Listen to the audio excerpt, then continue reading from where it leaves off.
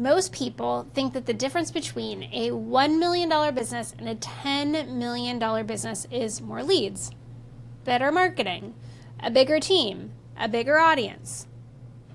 It's not. Not by a long shot. In fact, it's also not about working harder. It's about operating differently. Fundamentally, a $1 million business and a $10 million business operate in two completely different ways. So today what I'm going to do is I'm going to break down exactly what changes between 1 million and 10 million and what actually matters if you want to grow.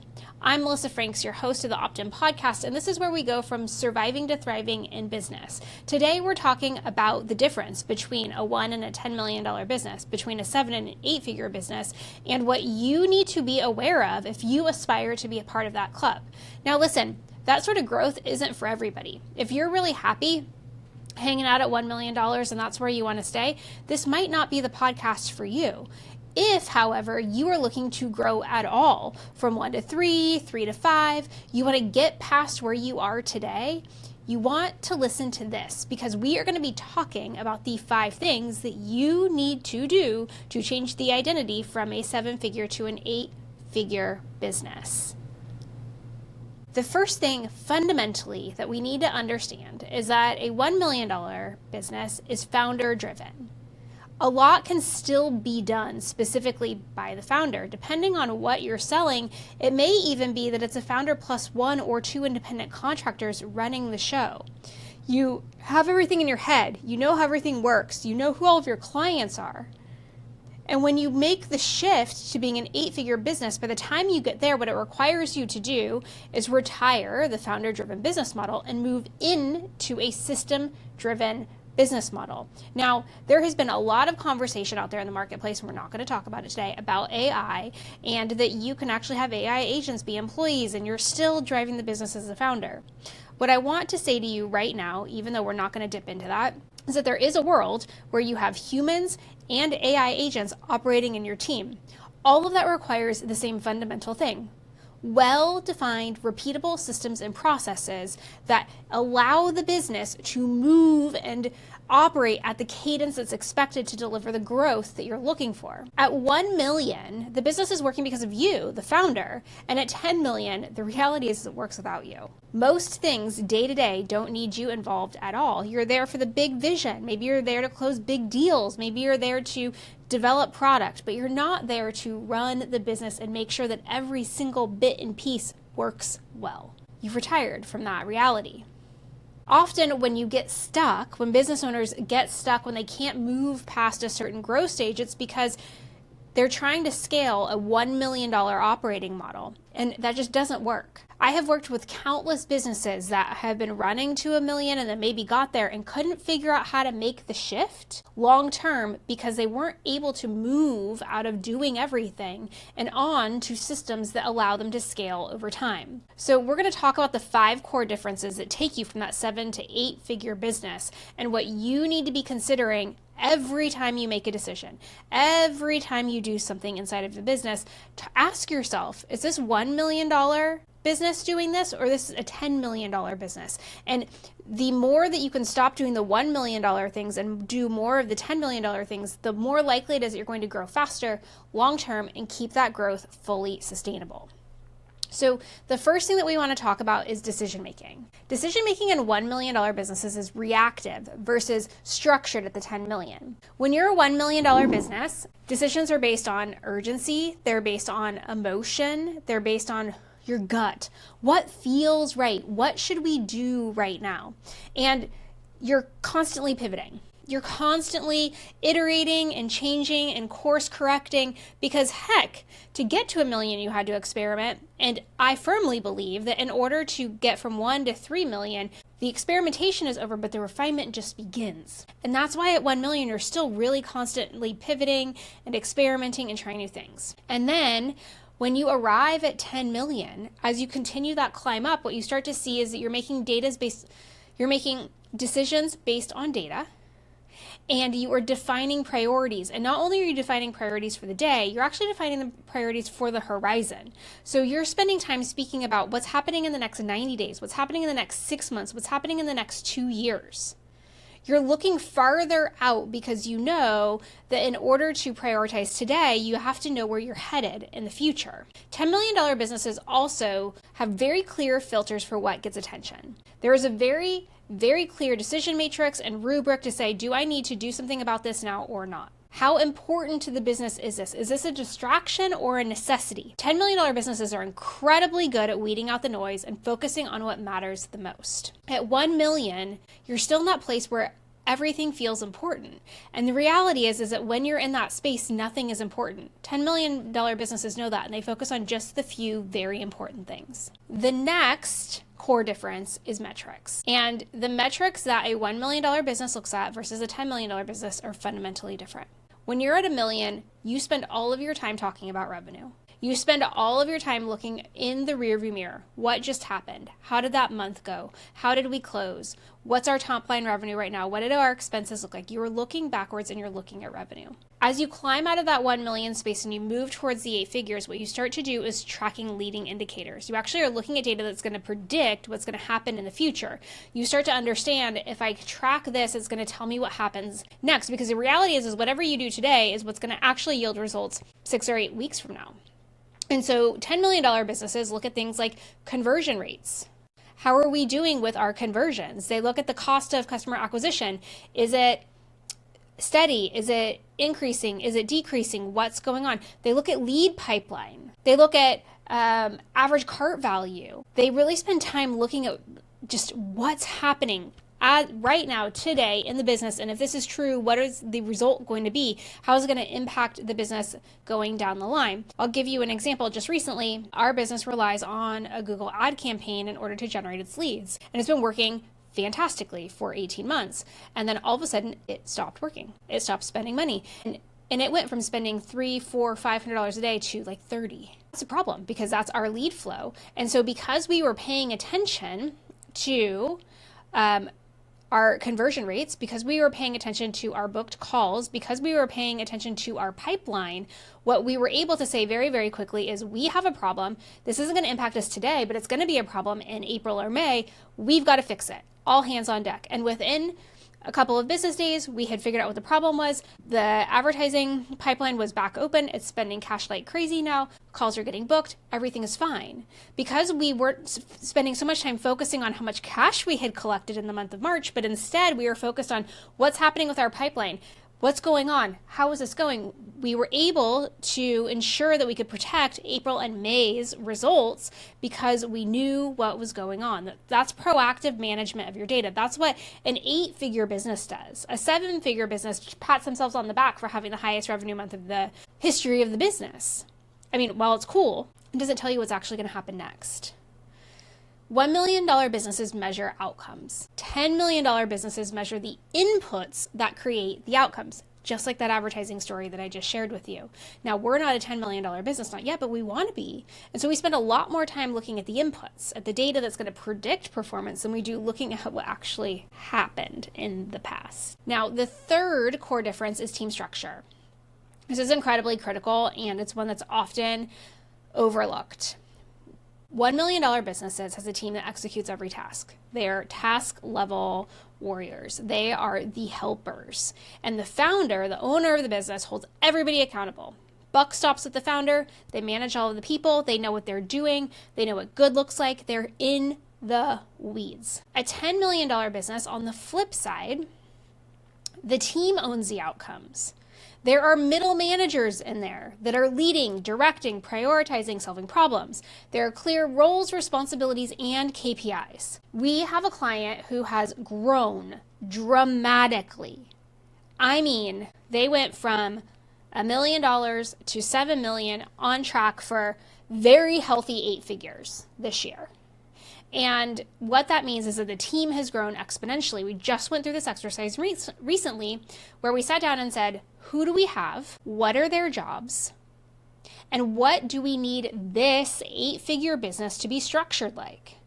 And what we realized was that we had too many low-level individual contributors doing tasks, and they were being highly productive, and we didn't have enough management leaders. And so what we had to do was spend time and look at all of the departments. We went all through the tasks for each person and each function, and we had to reorganize things. In some cases, we moved one function from reporting to one place to another. In other places, we changed titles and leveled up a position because it actually needed to be a director level and not the level that it was at. In other cases, we got very, very clear about the difference between an associate and a specialist and what was needed. And the clarity allowed the owner to execute with intention within 24 hours. We knew exactly what we needed to hire. We knew how to relieve the pressure. We knew how to systematize the organization. We knew what gaps we had. We knew we needed to execute. And that's because we were clear on the outcomes that each team owned and the level of authority, autonomy, and leadership that was needed across those departments and divisions. That's how an 8-figure business moves. What you're looking at the 7-figure level, at the $1 million level, is who can take these admin tasks off my desk? Who can deal with this? Who can I distribute this work to so that I have more time as the founder to do more things? It is a foundational shift when you go from how should my business function and operate. That's how you start to operate as a $10 million business. If your team needs you to make every decision, you do not have a team. You have a whole bunch of assistants. And so if you aspire to be greater than what you are today, you must find a way to get yourself out of the day-to-day decision-making and empower them to do it for you. Tough love, but in some cases you may actually need to replace staff because you might not have the right people doing the right things at the right time anymore. The fourth difference is how you operate. At $1 million, it's informal. At 8 figures, you're systematized. I know, these are boring operator words, but they're important. At 1 million, things live in people's heads, and there is really inconsistent execution. We once saw a business where if you talk to each individual, they could tell you exactly what they were working on and they knew exactly what they needed to do. And if they got stuck, there was an obstacle, they hit a roadblock, or there was a dependency, what they did is they went into Slack, contacted whomever they needed to until they resolved the issue. Everything lived in each individual's head. Nobody really knew what the other people were doing. They just knew when they were tapped on the shoulder to help come in and do something. It was absolute chaos. And the one thing about chaos theory, I studied it in college and it fascinated me then, and it's a real thing. I can actually see it happen in businesses today, is that chaos is actually highly organized. And it's a system that's just undefined, but it is a system nonetheless. The problem with chaos is that nobody new can come in and figure out what their role is, how to operate, and what to do. So in business, when you have a chaotic system, remember, chaos is well organized and defined. It just isn't clear to an outsider. It looks frenetic and without organization. So when somebody leaves the team and somebody else new comes in, they can't figure out what to do. They're overwhelmed, and they are not as impactful as the prior person because they don't understand how the system was built. That's why, as much as I am saying that chaos is highly organized, it is not scalable. And so to get to 8 figures, you need to retire that mode of operation, and you need to have things written down. You need to have documented processes. You need to clearly define your technology stack and which systems do what and how they talk to each other. You need job descriptions and you need pay bands. And none of this is sexy. Consistency across the business is what's necessary to be 8 figures and beyond. You can be scrappy and have structure. The biggest misconception out there in the world is that's going to slow me down. It's going to handcuff me. It's not going to let me do what I want to do. False, false, false, false. All the structure does is provide clarity. It provides lanes for the cars to drive in. And now you can call an audible and tell them to switch lanes and do other things, and you can reroute the road, and you can do construction, and you can whatever you want to do. But you do it with clear intentionality. You modify the systems, you change the roles, you pay people more. You can have both. You can have flexibility and stability all at the same time. You cannot scale what only exists in your brain or the brain of your employees. You have to get it out of there. Whether it comes out and it goes to AI or it comes out and it goes to a human, in the end, you can't keep it all in here because that's not scalable. The 5th difference is that $1 million businesses are really focused around more, adding offers, channels, ideas. They're constantly chasing a sale. A $10 million business is doubling down on what works. They know what works, and they know if they just do these things more, I spend more on paid advertising, I take more sales calls, I'm on stage more, I make more products, they know what works and what levers to pull, and they are ruthlessly prioritizing actions in order to grow. $10 million businesses actually don't do more.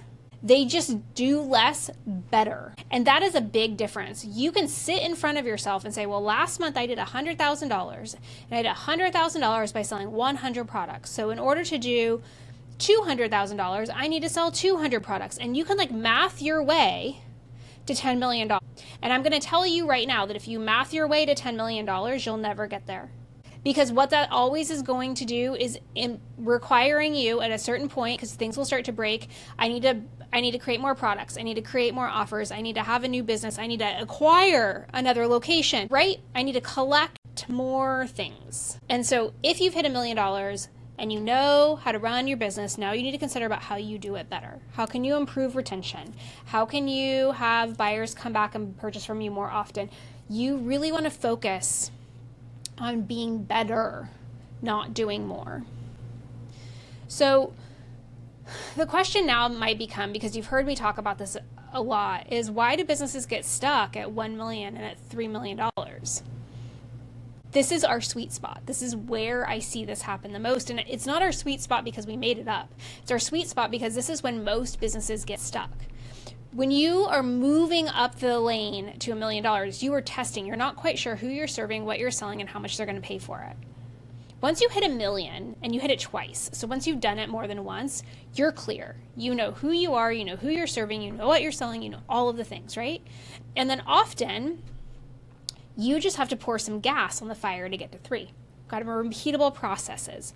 You know exactly what you're doing. But by 3 million, if the founder hasn't let go of control, if the founder hasn't replaced themselves in the day-to-day operations of the business, if the founder hasn't elevated themselves up high enough, the business gets stuck. If you have arrived at $3 million and the founder is the operator, you're stuck. If you are not looking at data, if you are not using proactive measures to tell you what's going to happen in the future, and you're only looking at the past, if you don't have visibility into performance, you're going to get stuck. You're relying on your gut instinct to tell you what's going to happen and how things are going to progress. And often, what ends up happening is that when these businesses get stuck, they start to overcomplicate things. When these businesses get stuck, what starts to happen next is they say, the market's saturated. There's nobody left for me to sell to. Nobody wants our products anymore. I need to change the offer. What starts to happen when business gets stuck is you start to reinvent the wheel. Instead of doing the hard work to say, why did we get stuck? How are we getting in our own way? What's actually happening? Founders will blame it on everything else but how they're running the business. One of the ones that I hear the most common is market saturation. In fact, earlier this year, I was talking to a founder who wasn't stuck at all. She was actually experiencing growth. And she said, I'm worried that this is my next to last big launch and that I've tapped out. I've reached everybody by then. She's like, I think that I need to pivot and start selling business to business. And so I got curious. Tell me more. Explain this to me. What's happening? And we actually had to run the numbers. And it wasn't that the market was saturated, is that she was nervous that she couldn't keep the wheel turning, that it was a fluke that she had a good launch the last time, that paid ads were working. And we just recently had a conversation, and as a follow-on to that, we had made a decision she wasn't going to change anything. She was just going to be better at what she did. And sure enough, the message that she sent me was hey, I think we're going to do $3 million this year. Wasn't the plan. She wanted to stay the course, keep everything flat, make sure the model worked. But the reality was the market wasn't saturated. The reality was she just needed to get better at running paid ads and launching her offer and follow up and the sales process. And when she actually got better, she sold more. There's plenty of demand. She didn't need to change a thing. She didn't need to move her offer at all. But this is what businesses do, is when things get too good to be true, or they slow down for a hot second, or you feel a little bit stuck, your first inclination is, okay, well, that was a flash in the pan. I need to start over. Rarely is that the answer. Almost always the answer is something that you're doing isn't working quite right. So let's go figure that out. Let's go investigate. Let's dig in. Let's figure out exactly why you're stuck. Let's fix it. And then usually growth unlocks. Just like the example that I gave you with my paid advertising. Google stopped spending money. I had done nothing. I'd absolutely done nothing. We had not changed a thing. We look at it every day, but we hadn't actually touched it, and all of a sudden it just stopped working. Now, I could have said, screw it, gonna scrap the whole thing, gonna start over, stop advertising on Google, try some other strategy. And instead what I said was, well, there must be something here that's not quite working right. And that's exactly true. And we made one or two little shifts, like again, nothing dramatic, and voila, the problem was solved. And I've got to tell you, it's so much easier to do the same thing better than it is to create something new in addition. It's so much easier to get better. It's so much easier to hire a skilled person because they're better at it than you. It's so much easier to say like, hey, I can't do sales the way that I want to because I don't have enough time, so let me go hire somebody who is a sales expert and they can take it on. It's not that most businesses fail to grow, it's they choose not to operate at the level that growth requires. It's really that simple. So now you might be wondering, what do I do? Maybe you are stuck, or maybe you don't ever want to be stuck and you're thinking, what do I do? How do I prepare? How do I prevent? What do I do in the future if I get here? Well, you need to ask yourself some questions, and you have to be like very, very honest with yourself. I want you to, if this is you, I want you to write these down, but I don't want you to answer them right now. I actually want you to spend some time thinking about it. I want you to block off a couple of hours and really go through the exercise, because these answers will tell you exactly what to do next and where to focus. So the first one is, where are you still the bottleneck? Where are you getting in the way? Where are you making all the decisions? Where are you in every conversation? Where are you actually doing the things? Where are you getting in the way of how the business is functioning? The next question is, what decisions are being made in the business without data? What are you making decisions around just based on your gut? What's your team making decisions around just based on their gut? And then the third one is, who owns results versus tasks on your team? Really look at who's responsible for results. If you're the only one responsible for the results, that might be your problem. All you have to do once you go through this exercise and you spend a lot of time writing what's happening, maybe you go person by person, maybe you go decision by decision, it's kind of up to you on how you build the adventure and how deep you dig. You're going to pick one area and upgrade how you operate this quarter. Just one. Don't change everything at once. Your team can't handle it. Just pick one and say, I'm going to do this differently. I'm going to do this better. We are going to really focus on pulling me out of XYZ. We're going to really focus on leveraging data to make informed decisions, whatever it might be. Just pick one thing and focus on that this quarter. This is work that we do with every business that we support. And it is something that has to happen again and again and again and again, because you will get stuck. You will revert back to old ways. You'll come in to solve something and never remove yourself. It is incredibly common, and it will stall growth every time. So as you're thinking about the difference between a $1 million and a $10 business, I want you to remember that the gap is not effort, it's structure. You don't grow into 10 million, you operate into it. And when you can start to use the language differently, you start to think differently and act differently. Now, maybe you understand what you need to do. Maybe you know that you have these questions and you're still like, this is too much. I don't know how to do this. I'm not equipped to do this. This is overwhelming. That is okay. If you want help making that shift from founder-led to operator-led, that's exactly what we do at On Call COO. We provide the support, we help you plan. There's a variety of ways that we can work with you, from 90-minute strategy calls to fractional COO support and everything in between. The business you have now can't take you to 10 million, but the way you operate can, and you just need to know how to do it. I hope that this was helpful to you, and if you know somebody that is in the same boat as you on this topic, please go ahead and share this podcast with them. And until I see you again next time, friends, please know that you are wise and you are strong and you are capable, and I believe in you.